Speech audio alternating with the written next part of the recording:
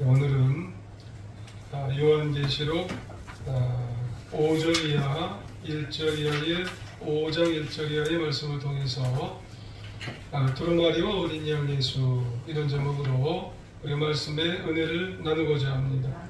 하나님의 은혜가 모두 위에 충만히 마시길 주님의 이름으로 축원합니다. 우리 옆 사람을 보면서 인사를 한번 하시길 원합니다.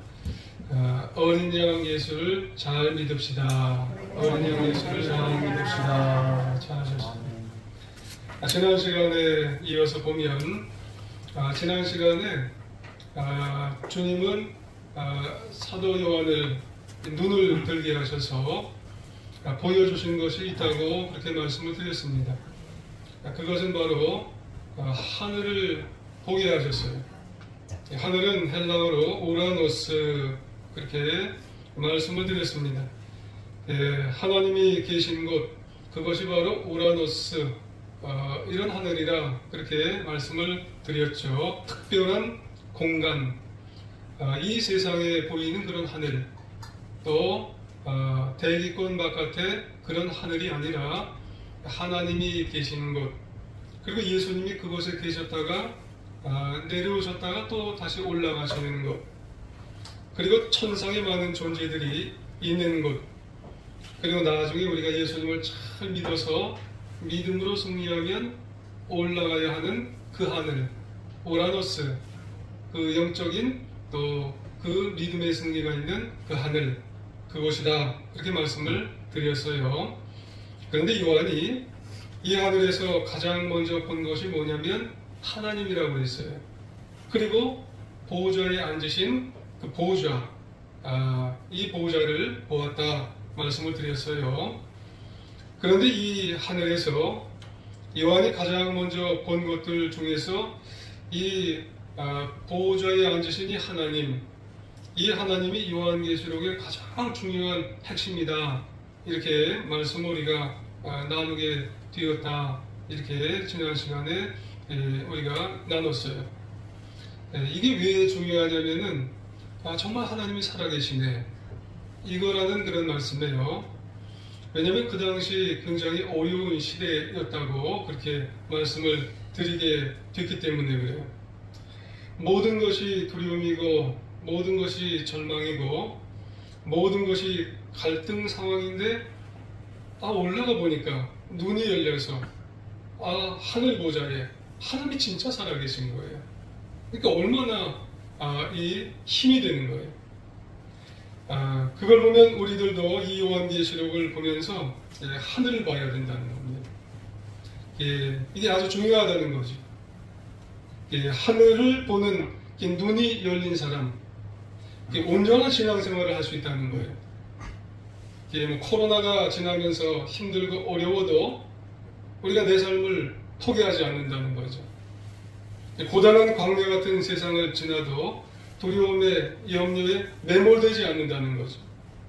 매 순간 진정한 예배를 드리게 되면서 진정한 찬양을 우리가 드리고 예배를 우리가 드리며 살아갈 수가 있다는 거죠. 이유가 뭐예요? 하늘에 진정한 하나님이 계신 것을 보기 때문에 그런 것입니다. 그런데요, 요한의 이러한 기쁨이 오늘 5장에 오니까 슬픔으로 바뀌어버렸어요. 이제 4장에서 5장으로 이제 넘어가잖아요. 근데 5장으로 넘어가게 되어지니까 국면이 전환이 되어버렸다는 그런 말씀이에요. 5장, 4장에서는 그렇게 즐거웠는데 그렇게 가슴이 아주 너무 뛰었는데 근데 5장에 오니까 새로운 국면의 전환을 맞게 된 거예요. 자, 왜 그럴까요? 자, 1절에서 4절 좀 긴 것 같지만 한번 같이 한번 읽어보겠습니다. 시작. 내가 봄에 보좌에 앉으신 이의 오른손에 두루마리가 있으니 안팎으로 섰고 7인으로 봉하였더라. 또 봄에 힘이 있는 천사가 큰 음성으로 외치기를 누가 그 두루마리를 펴며 그 인을 깨기에 합당하냐 하나 하늘 위에나 땅 위에나 땅 아래에 능히 그 두루마리를 펴거나 보거나 할 자가 없더라. 그 두루마리를 펴거나 보거나 하기에 합당한 자가 보이지 않기로 내가 크게 울었더라. 아멘. 그래요.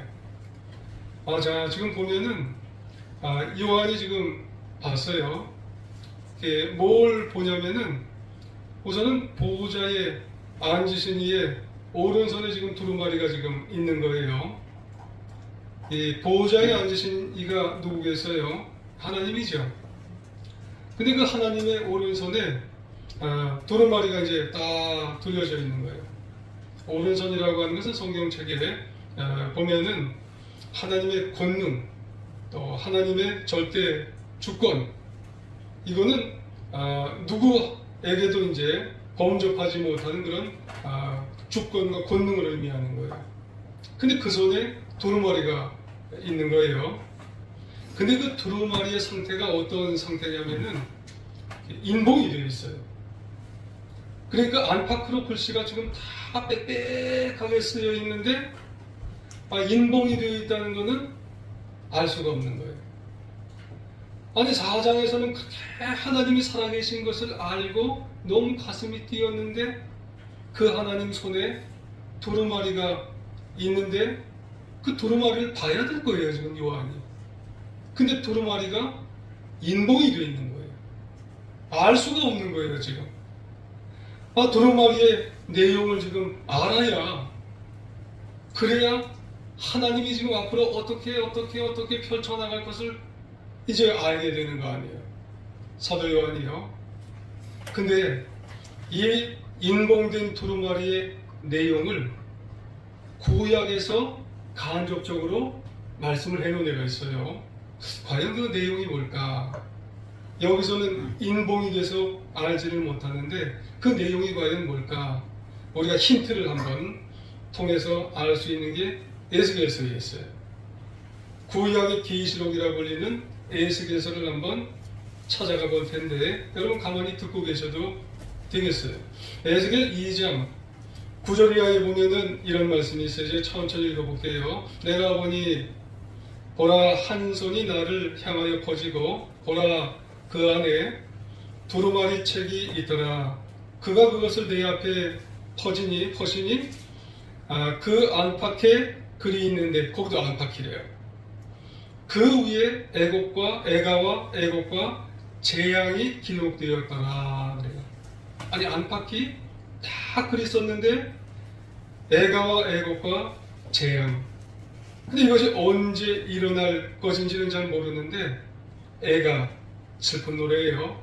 애곡, 재앙이란 말과 같은 거예요. 근데 언제 이것이 이제 펼쳐질 것인가? 다니엘서에 가면 알 수 있어요. 다니엘서 8장 17절 이하에 보면은 이 환상은 정한 때 끝에 관한 것이니라. 끝이 언제예요? 마지막 때. 다니엘서 8장 19절에도 똑같은 말이 있어요. 이 환상은 정한 때 끝에 관한 것이니라. 끝이 언제예요? 마지막 때. 세상 마지막 말세 때 이 두루마리가 펼쳐질 것이니라. 그래요. 우리는 이미 계시록을 알고 있어서 이것이 어떻게 펼쳐질지는 알고 있지요. 그렇죠. 그것이 이제 세 번에 걸쳐서 펼쳐지는데 그 내용은 뭐냐면은 애가, 애곡, 재앙. 한마디로 싸잡아서 얘기하면은 심판의 재앙들이 언제요? 마지막 때에. 그래서 하나님이 오른손에 붙잡고 있는 이 두루마리는 뭐냐면은 안팎으로 하나님이 심판의 재앙을 내리실 것이 에스겔서나 다니엘서를 이제 합해보면은 나타날 것이라는 그런 말씀이에요. 그러니까 이 인봉된 두루마리에는 하나님의 심판과 반면에 보면 성도의 구원 과정이 쭉 기록이 자세하게 나타난다는 그런 말씀이에요. 그래서 요한은 이 두루마리를 보는 순간 저거 좀 어떻게 봐면 좋겠는데, 그래서 이 마음속에 저걸 어떻게 좀 봐야 되는데 이게 가슴이 터질 지경이에요. 봐야 되는데 저 하나님의 오른손에 있는 저 두루마리를 좀 어떻게 좀 봐야 되는데 봐야 되는데 그래야 심판의 과정을 알고 그리고 우리의 성도의 구원이 이루어지는데 이게 얼마나 가슴이 지금 정말 터질 것 같으면서 찢어질 것 같지 않겠어요? 왜요? 그 두루마리가 하나의 가이드라인이에요. 차를 사더라도 냉장고 하나를 사더라도 가이드라인이 있어야 잘 사용할 수 있는 것처럼 우리가 마지막 하늘 날아가는 가이드라인이 두루마리예요. 그토록 사모하던 하나님 나라, 하나님 존전 보좌 앞에 가고 또 어떻게 가야 하는지를 알 수 있는 게 그 두루마리 책입니다. 그런데 가슴 아프게도 요한은 두루마리의 내용을 볼 수가 없는 거예요. 지금 4장에서는 그 하나님 보좌 그리고 그 하나님 보좌 옆에 모든 하늘나라의 생물들 그리고 천사들 그리고 거기에 정말 믿음으로 승리한 자들이 다 간다고 하는데 이 두루마리를 열어야 되는 거예요. 근데 2절에 뭐라고 그랬어요? 누가 그 두루마리를 펴며 인을 떼기에 합당하냐? 누가 뗄 수가 있겠느냐는 거예요. 그리고 3절에 뭐라고 했어요? 하늘 위에나 땅 위에나 땅 아래에 능히 그 두루마리를 펴거나 보거나 할 자가 없다는 거예요. 그러니까 누군가는 이 두루마리 인을 떼고 봉해져 있는 두루마리를 펼쳐야 하는데 불행하고도 지금 없는 거예요. 하늘이나 땅이나 그 어디에도 지금 이 두루마리를 열 자가 지금 없는 거예요. 눈앞에 두고도 지금 떡을 못 먹는 거나 다름이 없다는 그런 말씀이죠. 안타깝죠. 애타죠. 이런 상황에서 요한이 눈물을 흘렸다고 슬퍼서 눈물을 흘리게 됐다는 그런 말씀이에요. 그렇습니다. 여러분 그 당시 고난 중에 있는 교회 아니겠어요? 이 사도 요한이 살았던 시대가 고난 중에 있는 그 시대예요. 로마 황제 핍박 아래 있는 초대교회 그리고 그런 핍박을 받았던 성도들이 있었던 그런 시대 아니겠어요? 여러분 생각해보면 하나님의 구원과 세상의 심판 여러분 속히 이루어졌으면 좋을 것 같아요. 여러분 근데 문제가 뭐예요? 이 두루마리 열쇠가 있어야죠. 여러분 심판을 집행할 자가 있어야죠. 너무너무나 답답한 거예요 지금. 너무너무나 괴로운 거예요. 그래서 4절 하반부에 뭐라고 그랬다고요? 크게 운 거예요. 너무너무나 답답해서 지금 사도 요한이 울었다는 거예요. 이 울었다는 용어가 헬라어로 에클라이온이라는 말이에요.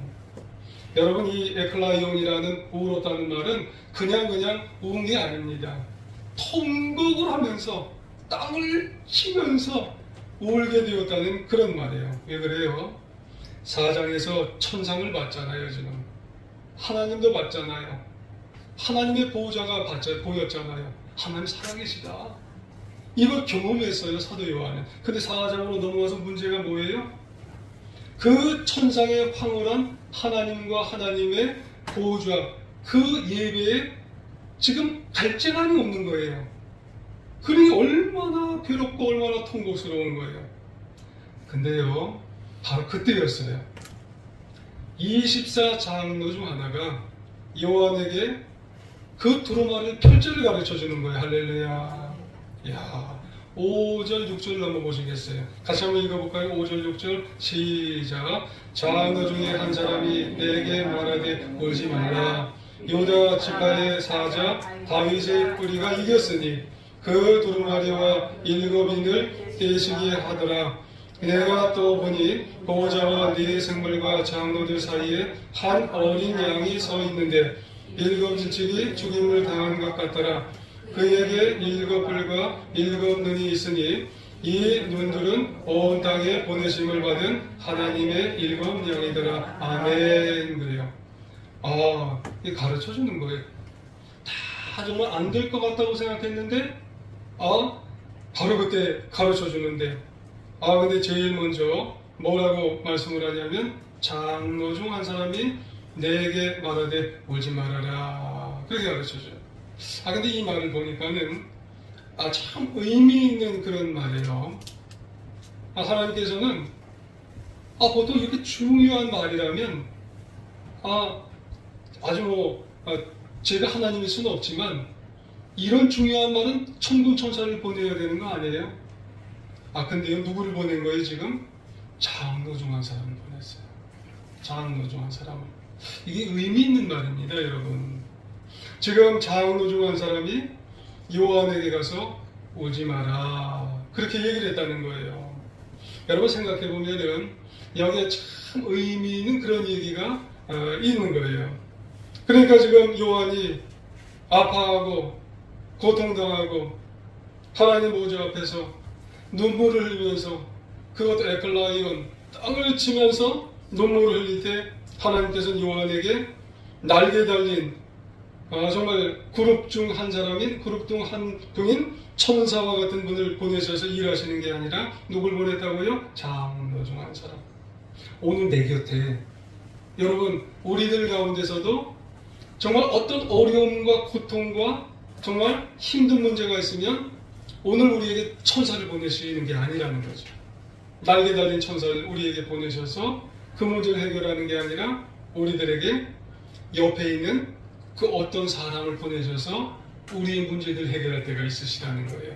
그분이 장로님일 수 있고요, 그분이 권사님일 수가 있고요, 그분이 집사님, 그분이 성도님일 수가 있다는 거예요. 그래서 격려해 주시는 거고, 위로해 줄 수가 있고, 그래서 눈물을 닦아주시고, 그리고 우리의 어려운 문제들을 치료해 주실 수가 있더라는 그런 말씀을 하게 되는 거예요. 그러니까 이건 어떤 정말 중요한 문제를 우리가 가지고 애통하고 정말 괴로워할 때에 하나님 천사 보내주세요, 날개 달린 천사 보내주세요. 근데 우리는 날개 달린 천사를 못 볼 때가 있는데, 그때 우리의 곁에 있는 분들이 하나님께서는 보내주신 그러한 놀라운 역할들을 하는 분이 될 수가 있겠구나 라고 하는 우리는 잊지 말아야 된다는 말씀이에요. 어떤 청년이 지방에 살다가 서울로 올라와서 창업을 했어요. 그러다가 일이 이렇게 자꾸 꼬이는 거예요. 빚더미에 올라앉았어요. 근데 이 청년의 고향이 청주예요, 청주. 부모님은 작은 평수의 아파트를 가지고 계셨답니다. 그러니까 아들이 그렇게 되니까는 이 부모님이 이 아파트를 잡혔어요. 부모님에게까지 어려움을 끼쳤다는 마음에 이 청년이 너무 괴로워요. 그래서 이 청년이요, 그 교회 담임 목사님하고 상담을 할 때 뭔 말씀을 하게 되었냐면, 목사님, 제 가방을 한번 보세요. 이 서류 가방을 보세요. 이 서류 가방에는요, 제가 항상 노끈을 가지고 다녀요. 노끈이 뭔 줄 아세요? 너무 힘들어서 이 화장실에 들어가서 밀려고. 너무 삶이 힘드네요. 코로나를 지나기 너무너무 힘들어서, 너무 힘드니까 정말 이 화장실에서 목을 밀려고 한 적이 한두 번이 아니에요.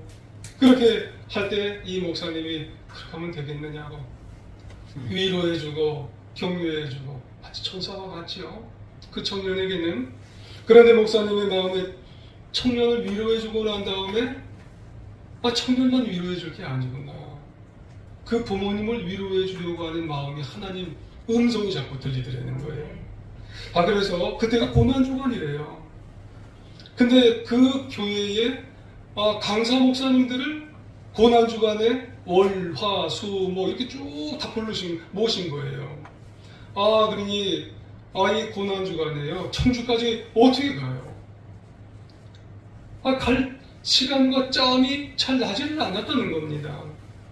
근데도 하나님, 나 갈 마음이 도대체 짬이 잘 안 나는 걸 어떡하겠어요. 하나님, 가라는 거예요. 하나님이 자꾸 정말 마음속에서 자꾸 가라니, 하나님, 이 목사님은 어길 수가 있나요? 그래서 가봤어요. 그러니까 그 부모님 말씀에 하나님이 왜 우리 집을 이렇게 했는지 나 도대체 모르겠다고 그 아버지와 엄마가 그렇게 얘기를 하시더래요. 그리고 공교롭게도 교회의 발길을 끄는 지가 거의 정말 수개월이 되셨다는 거예요. 그래서 그분들이야말로 마음 둘 곳이 없는 거예요. 인생에 마음 둘 곳이 없고 영적으로 다 끊어진 거예요. 자식은 그걸 모르고 있더라는 거예요. 자식은 전화를 괜찮아, 괜찮아, 괜찮아, 너무 잘 되면 됐지. 그 청년의 어머니가 눈물을 흘리면서 생전 처음 본 목사님을 손목을 부여잡고 그동안 누구에게도 꺼내지 않았던 그런 얘기를 하면서 눈물을 흘리더라는 겁니다. 그 눈물을 보면서 목사님이 이래서 하나님이 날 여기 보내셨구나, 이곳까지 날 보내셨구나, 그러면서 위로를 받으시더라는 겁니다. 치유를 받으시라는 거예요. 그렇습니다, 여러분. 장로 중에 한 사람이 내게 말하되 울지 말라. 이 의미는 여러분, 고통 당하고 아파하고 하나님 존전에서 눈물을 흘릴 때 날개 달린 천사가 누구에게 가서, 요한에게 가서 막 날개 달린 천사가 가는 게 아니에요. 24 장로가 중에 한 사람이, 우리들 중에도 너무 고통스럽고 너무 힘든 그런 경우가 있으면 우리 중에 가까운 어떤 사람이, 내 사정을 하는 어떤 사람이 하나님 보내시는 거예요. 위로해 주세요. 여러분 치유해 주세요. 여러분 그걸 갖고 우리가 일어서는 거예요. 그리고 또 중요한 것은 우리가 그런 사람이 되어야 한다는 겁니다. 그러면 요한에게 진정 그 한 사람은 그럼 누구였을까요? 여기 보니까 5절 중반절에 유다 지파의 사자 다윗의 뿌리, 이런 말이 있어요. 같은 말이죠. 여기서 사자가 누구예요?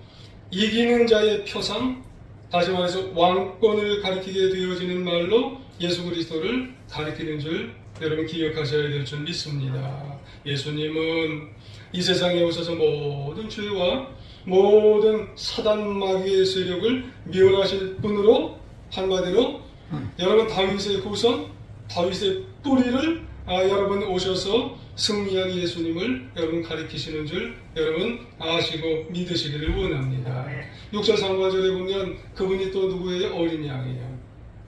여러분 어린 양 하면은 의심할 여지 없이 누구를 말씀하세요? 예수님이세요. 예수님은 속죄제물이에요.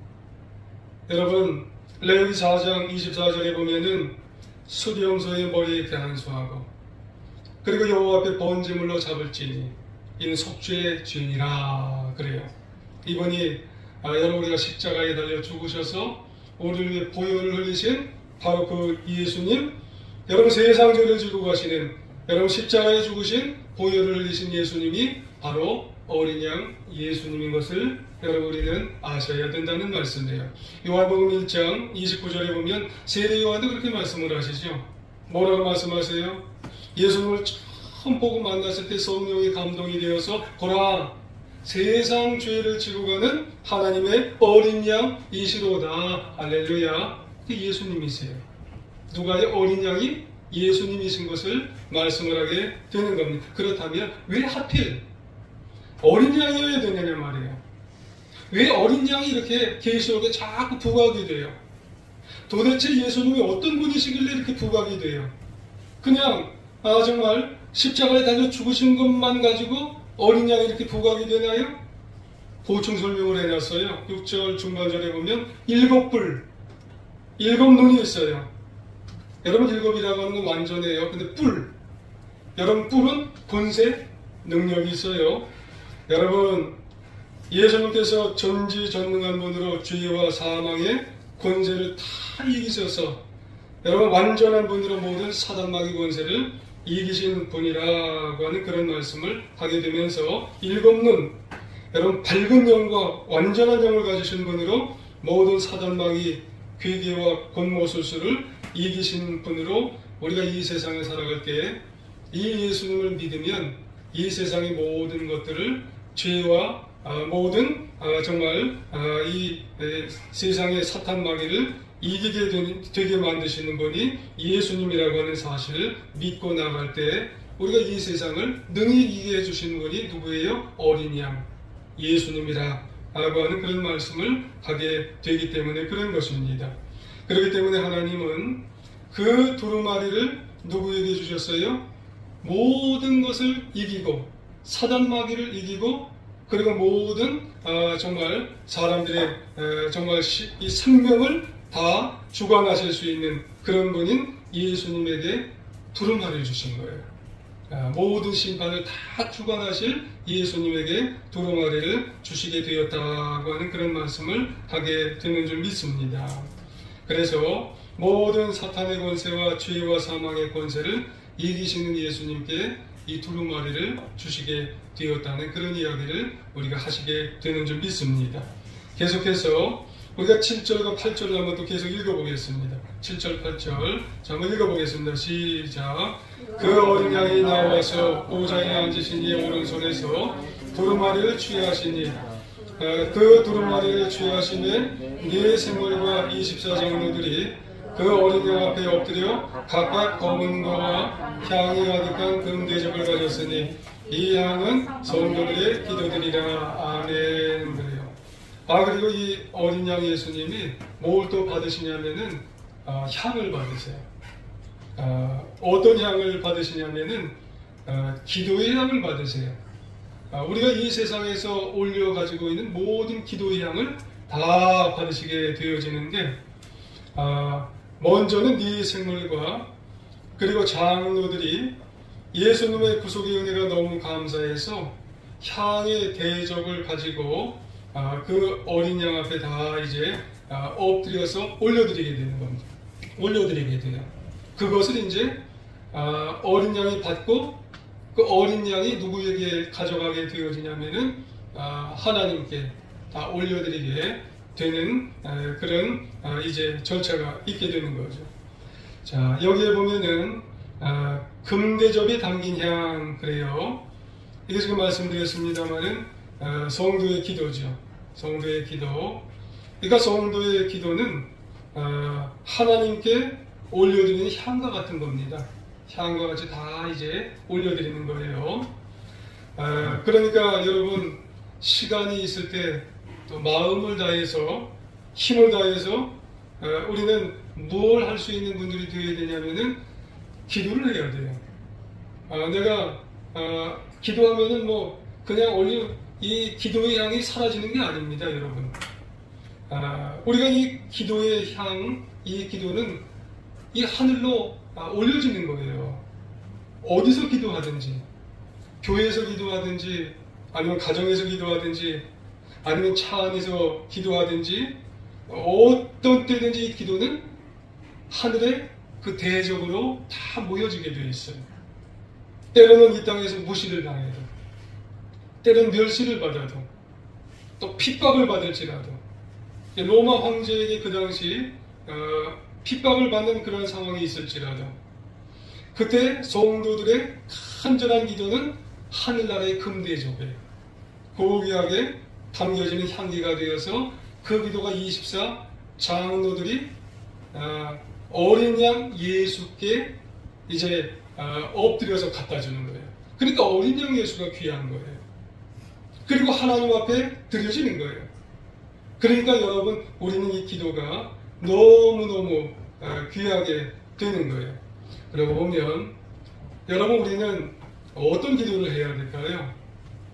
그 당시에 로마 황제에게 핍박받으며 기도한 내용들은 과연 어떤 내용일까?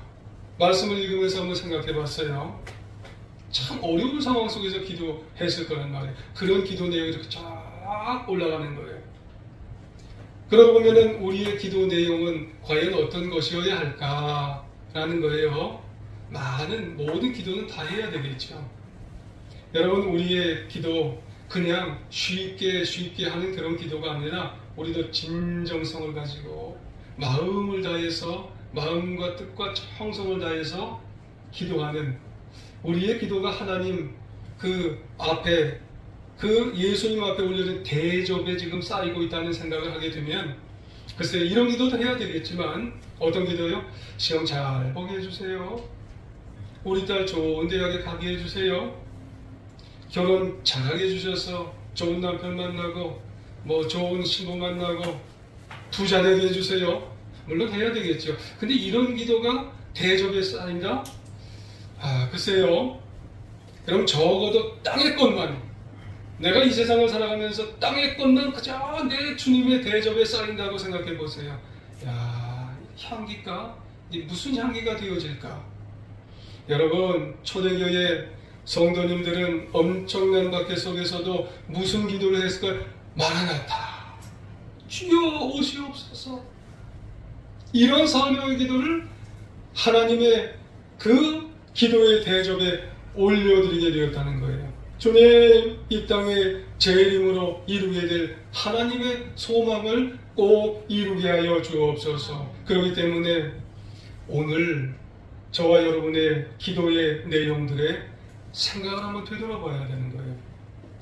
기도의 도전을 한번 받으셔야 된다는 그런 말씀입니다. 아, 내 기도가 24 장로들의 그런 손에 가져가서 어린 양 예수님께 다 모아줘서 그래서 주님 앞으로 가져가게 되어지는구나.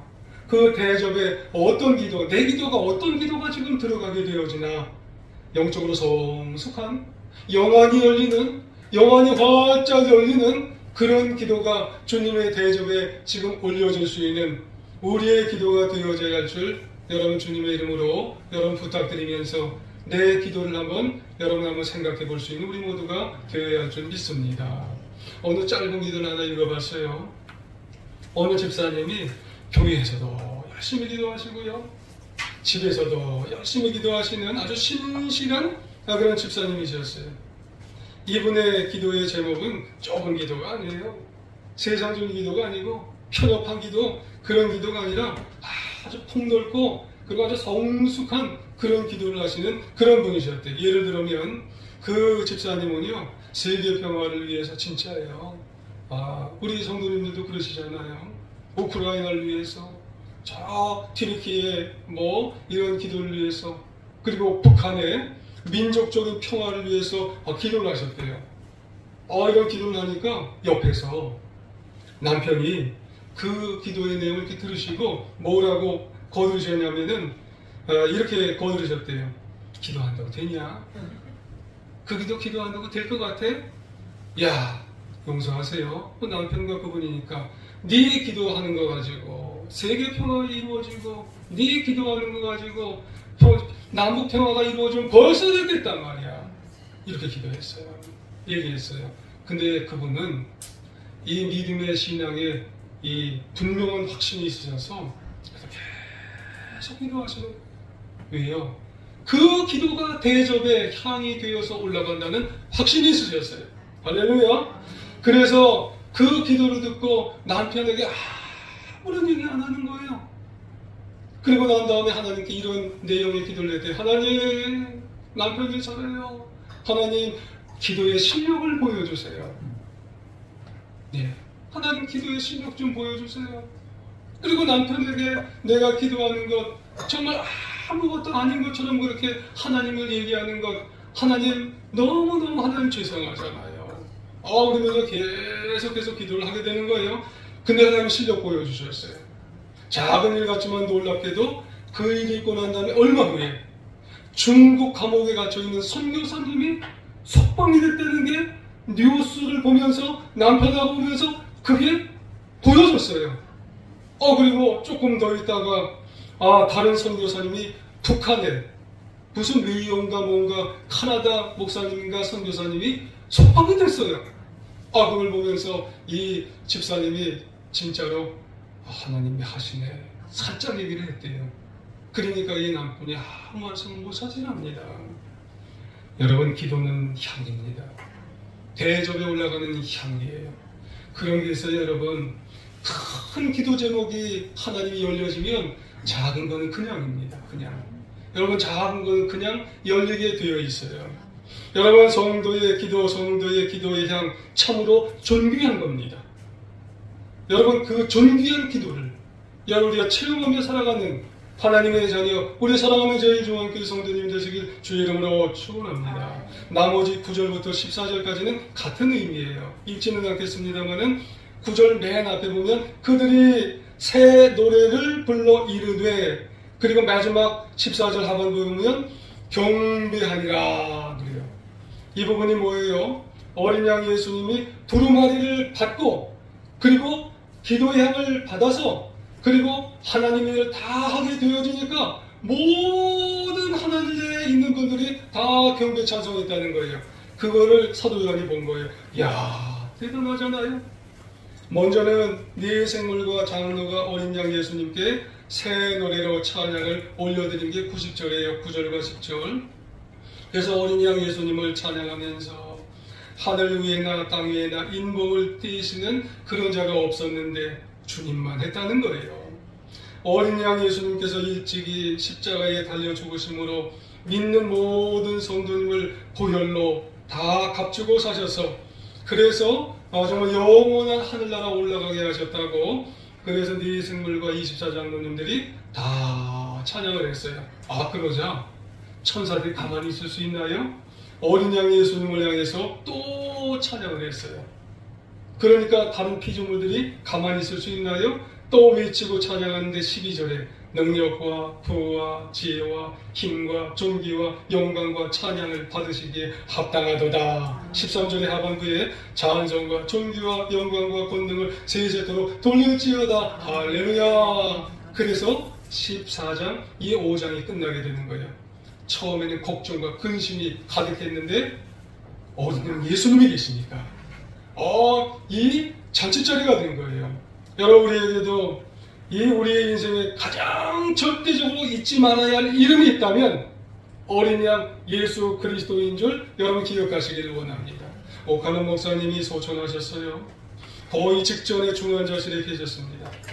어느 주일날에 한 분의 목사님이 사모님과 병원에 신방을 가셨어요. 중환자실이니까 들어가실 수가 없잖아요. 그 자리에서 바깥에서 위로를 그 오카노 목사님 사모님을 위로하시는데 할 말이 없는 거예요. 들을 말이 없어요. 서먹서먹한데 오카노 목사님 사모님이 돌아가시는 이찬수 목사님 사모님하고 이찬수 목사님이에요. 이 위로하러 가신 분이. 그러니까 오카노 목사님 사모님이 목사님 찬송 한 곡만 불러달라고. 그래서 세 분이 찬송을 했대요. 무슨 찬송을 했냐면 찬송가 96장 예수님은 누구신가 우는 자의 위로와 없는 자의 풍성이며 천한 자의 높음과 잡힌 자의 노임되고 우리 기쁨 되시네.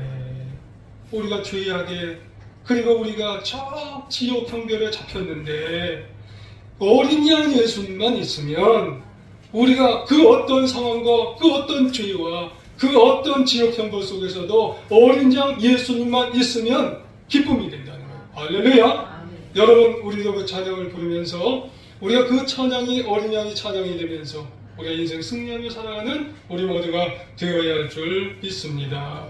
어린 양 예수님만이 위로가 되시고 치료가 되시고 인생의 구원자가 되시는 줄 믿습니다. 아무쪼록 어떤 처지와 형편에서도 어린 양 예수님만이 감사, 찬송, 영광이 되셔서 남은 인생 우리 제일중앙교회 사랑하는 제일중앙교회 모든 성도님들 예수님만 영광 돌려 승리하는 영원 승리하는 우리 모두가 다 되시기를 간절히 주의 이름으로 축원합니다.